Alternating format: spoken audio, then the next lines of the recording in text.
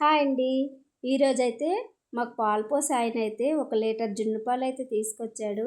నేనైతే అవి ఒక గిన్నెలో పోసుకొని, ఇంకా ఓహ్, గ్లాసు మామూలు పాలైతే వేసుకున్నాను. ఇంకా అందులో 2 స్పూన్లయితే పంచదార వేసుకొని, ఇంకా 1 లీటర్ పాలకైతే పావు కిలో బెల్లమైతే వేసుకున్నాను. బెల్లము, పంచదార వేసి కలుపుకుంటే చాలా టేస్ట్‌గా వస్తది.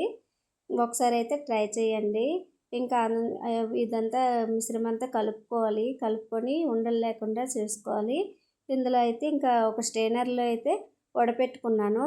ఇంకా అందులోనే పెప్పర్ పౌడర్ వేసుకొని, ఇలాచీలైతే ఇలా దంచి పెట్టుకొని వేసుకున్నాను. వేసుకున్న తర్వాత ముందుగా స్టవ్ మీద ఒక కుక్కర్ పెట్టి దాంట్లో వాటర్ అయితే ఇలా మరిగించుకున్నాను. మరిగించుకున్న తర్వాత ఈ పాలనైతే అందులో పెట్టేశాను. దాని మీద మూత అయితే పెట్టాను. ఇంకా కుక్కర్ మూత కూడా పెట్టేశాను. ఇంకా విజిల్ అయితే తీసేసానండి. తీసేసి అయితే ఒక గంట సేపు అయితే ఇలాగ ఉడికించుకున్నాను. తర్వాత తీసి చూస్తే చాలా బాగొచ్చిందండి. ఇంకా ఏం కెతుకు లేకుండా గడ్డ ముక్కలాగా వచ్చిందండి. స్పూన్ పెట్టి చూస్తే ఏం అంటలేదు.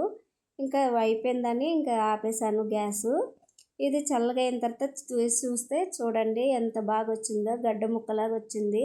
పాల్లో వాటర్ కలపకపోతే చాలా బాగా వస్తుందండి. చూడండి ఇక్కడైతే మా పాప తింటుంది. చాలా బాగుంది మమ్మీ అంటుంది.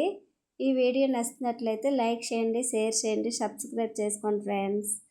Bye friends.